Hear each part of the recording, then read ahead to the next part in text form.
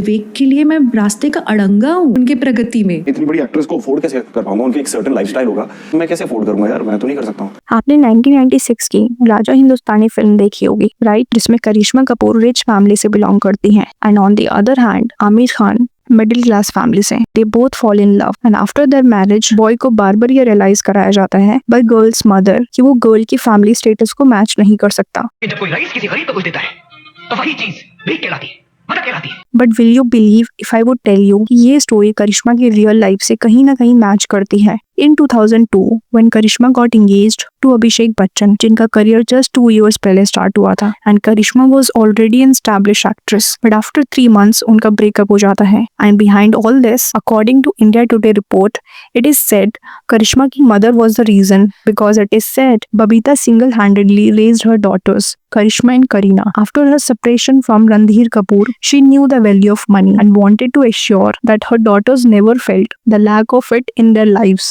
And also Babita was not too confident about Abhishek's acting abilities. Why I'm saying all this? Because after 5 years, Abhishek Bachchan and Aishwarya Rai की शादी हो जाती है, and तब अभिषेक को बॉलीवुड में flop actor समझा जाता था and उनके परफॉर्मेंसेस को उनके फादर से कंपेयर किया जाता था, इसलिए अभिषेक के अच्छे परफॉर्मेंसेस भी ओवरशैडो हो जाती थी। जब ये क्वेश्चन अभिषेक से एक रिपोर्टर पूछता है कि हम आपको हमेशा मल्टी स्टार फिल्म में देखते हैं, आप मेन लीड फिल्म कब करेंगे? To look at this, what he replied. See you as a lead in any upcoming movies of yours.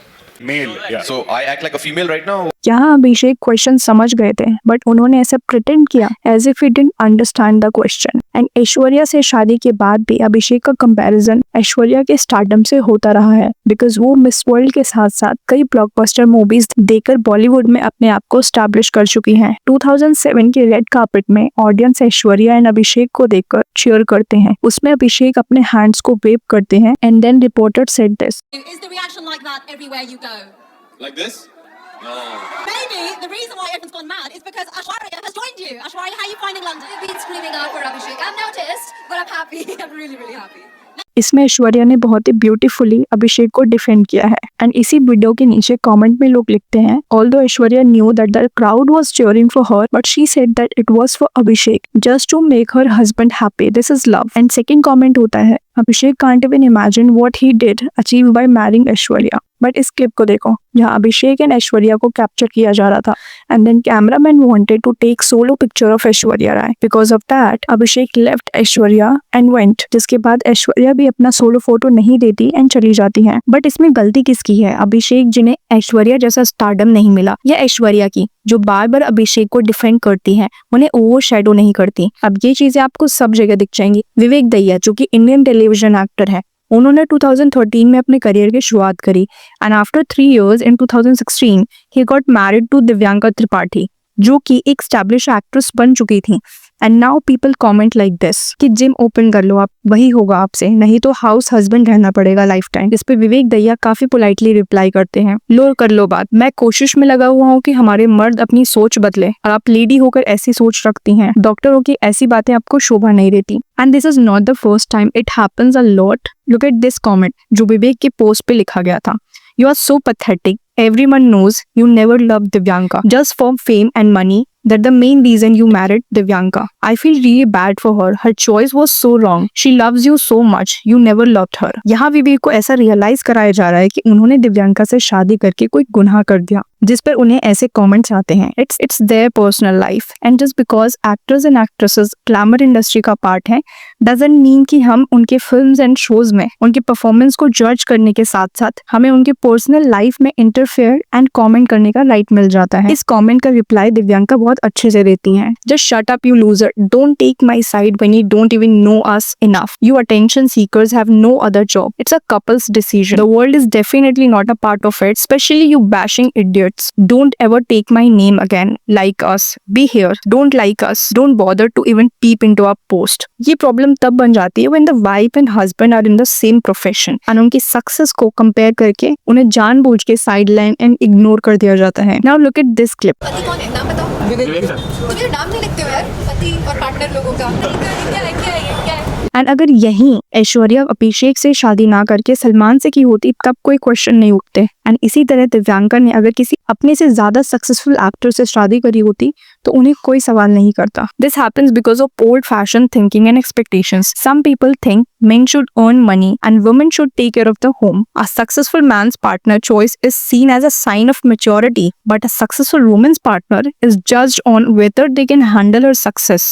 Dheeraj Dhoopar and Vinny Arora दोनों ही टेलीविजन एक्टर्स हैं। इसमें विनी अरोरा का करियर इतना अच्छा नहीं चला तो नाउ नोबडी विल आस्क कि शादी क्यों करी विनी से। And also Shahid Kapoor and Mira Rajput, जिसमें अगर मीरा को शाहिद की पॉपुलैरिटी से लाइमलाइट मिल रहा है तो it's okay because she is his wife, but जब हस्बैंड को अपनी सक्सेसफुल वाइफ की वजह से थोड़ा लाइमलाइट मिले तो इट्स नॉट फाइन, क्योंकि विमेन अगर सक्सेसफुल हैं तो उन्हें उनसे ज्यादा सक्सेसफुल मेन से शादी करनी चाहिए। And also the media highlights stories of successful women with less successful partners, making it seem like an unusual or problematic relationship. This reinforces old-fashioned ideas in society. I saw this article. इसमें लिखा है this beautiful and bold actress was married to Bipasha Basu's husband, Karan Singh Grover. जब तक TV industry में थे, he was being called by his name because it is said जब उन्होंने Bollywood actress Bipasha Basu से शादी कर ली एंड बिपाशा बसु की सक्सेस ने ग्रोवर को ओवरशैडो कर दिया, उन्हें कहीं ना कहीं साइडलाइन कर दिया गया। But on the television he is the most successful and highest paid actor. But Bollywood में जाने के बाद करण कहीं गायब से हो गए हैं। ये अलग बात है कि विपाशा काफी डोमिनेटिंग भी है।